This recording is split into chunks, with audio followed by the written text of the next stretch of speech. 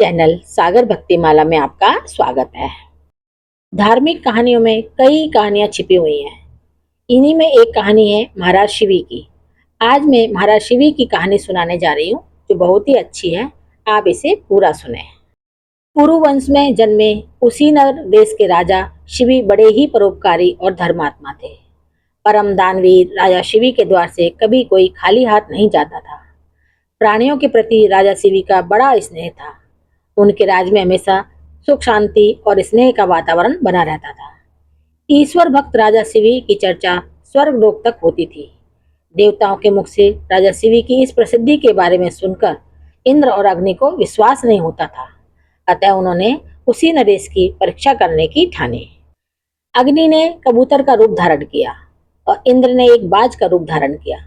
दोनों उड़ते उड़ते राजा शिवी के राज में पहुंचे। उस समय राजा शिवी एक धार्मिक यज्ञ का अनुष्ठान कर रहे थे। कबूतर उड़ते उड़ते चिल्लाता हुआ राजा शिवी की गोद में आ गिरा और मनुष्य की भाषा में बोला, राजन, मैं आपकी शरण आया हूँ, मेरी रक्षा कीजिए। थोड़ी ही देर में कबूतर के पीछे पीछे बाज भी वहां आ पहुंचा और बोला, राजन, निसंदेह आप धर्मात्मा और परोपकारी राजा हैं। आप अपकार करने वाले का भी उपकार करते हैं। आप दोष खोजने वाले में भी गुण खोजते हैं। ऐसे महान होकर आप यह क्या कर रहे हैं? मैं भूख से व्याकुल होकर भोजन की तलाश में भटक रहा था। तभी संयोग से मुझे यह पक्षी मिला और आप इसे शरण दे रहे हैं। यह आप अधर्म कर रहे हैं। कृपा करके यह कबूतर मुझे दे दीजिए, यह मेरा भोजन है। इतने में कबूतर बोला, शरणार्थी की प्राण रक्षा करना आपका धर्म है राजा। अतः आप इस बाज की बात मत मानिए, यह दुष्ट बाज मुझे मार डालेगा। दोनों की बात सुनकर राजा शिवी बाज से बोले, हे बाज, यह कबूतर तुम्हारे भय से भयभीत होकर मेरी शरण आया है, अतः यह मेरा शरणार्थी है। मैं अपनी शरण आए शरणार्थी का त्याग कैसे कर सकता हूँ? जो मनुष्य भय, लोभ, ईर्ष्या, लज्जा या द्वेष के शरणागत की रक्षा नहीं करता है, उसे त्याग देते हैं, उन्हें ब्रह्म हत्या के समान पाप लगता है। सभी जीवों को अपने प्राण प्रिय होते हैं। समर्थ और बुद्धिमान मनुष्यों को चाहिए कि असमर्थ व मृत्यु से भयभीत जीवों की रक्षा करे। अतः हे बाज, मृत्यु के भय से भयभीत यह कबूतर मैं तुम्हें नहीं दे सकता। इसके बदले तुम जो चाहो खाने के लिए मांग सकते हो, मैं तुम्हें देने को तैयार हूँ। तब बाज बोला, हे राजन, मैं भूख से पीड़ित हूँ। आप तो जानते ही हैं, भोजन से ही जीव उत्पन्न होता है और बढ़ता है। यदि मैं भूख से मरता हूँ तो मेरे बच्चे भी मर जाएंगे। आपके एक कबूतर को बचाने से कई जीवों के प्राण जाने की संभावना है। हे राजन, आप ऐसे कैसे धर्म का अनुसरण कर रहे हैं जो अधर्म को जन्म देने वाला है? बुद्धिमान मनुष्य उसी धर्म का अनुसरण करते हैं जो दूसरे धर्म को हनन ना करे। आप अपने विवेक के तराजू से तौलिए और जो धर्म आपको अभिष्ट हो वह मुझे बताइए। राजा शिवी बोले, हे बाज, भय से व्याकुल हुए शरणार्थी की रक्षा करने से बढ़कर कोई धर्म नहीं है। जो मनुष्य दया और करुणा से द्रवित होकर जीवों को अभयदान देता है, वह देह से के छूटने पर सभी प्रकार के भय से मुक्त हो जाता है। धन, वस्त्र, गौ और बड़े बड़े यज्ञों का फल यथा समय नष्ट हो जाता है, किंतु व्याकुल प्राणी को दिया अभयदान कभी नष्ट नहीं होता। अतः मैं अपने संपूर्ण राज्य और इस देह का त्याग कर सकता हूँ, परंतु इस व्याकुल पक्षी को नहीं छोड़ सकता।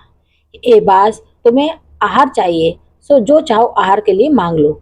बाज बोला, हे राजन, प्रकृति के विधान के अनुसार कबूतर ही हमारा आहार है, अतः आप इसे त्याग दीजिए। राजा बोला, हे बाज, मैं भी विधान के विपरीत नहीं चाहता। शास्त्र कहता है, दया धर्म का मूल है, परोपकार पुण्य है और दूसरों को पीड़ा देना पाप है। अतएव तुम जो चाहो सो दे सकता हूँ, पर यह कबूतर नहीं दे सकता। तब बाज बोला, ठीक है राजन, यदि आपका इस कबूतर के प्रति इतना ही प्रेम है तो मुझे ठीक इसके बराबर तौलकर अपना मांस दे दीजिए, जिससे मैं अपनी भूख शांत कर सकूं। मुझे इससे अधिक और कुछ नहीं चाहिए। प्रसन्न होते हुए राजा शिवी ने कहा, हे बाज, तुम जितना चाहो उतना मांस मैं देने को तैयार हूँ। यदि यह क्षण भंगुर देह धर्म के काम ना आ सके तो इसका होना व्यर्थ है। यह कहकर राजा ने तराजू मंगवाया और उसके एक पलड़े में कबूतर को बिठा लिया और दूसरे पलड़े में वे अपना मांस काट कर रखने लगे। लेकिन कबूतर का पलड़ा जहाँ का तहाँ ही रहा।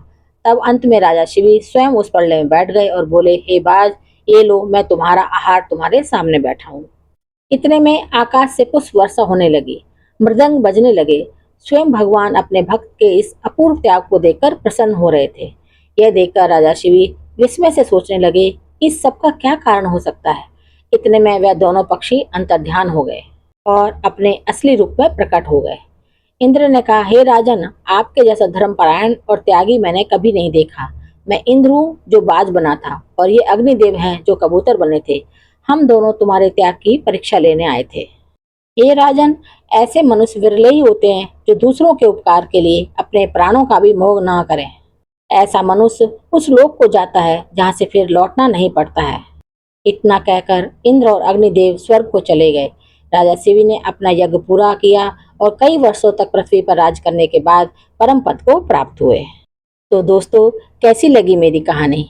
अगर अच्छी लगी हो तो कमेंट में एक अच्छा सा कमेंट जरूर लिखें। मेरे चैनल को सब्सक्राइब, शेयर और लाइक जरूर करें। धन्यवाद।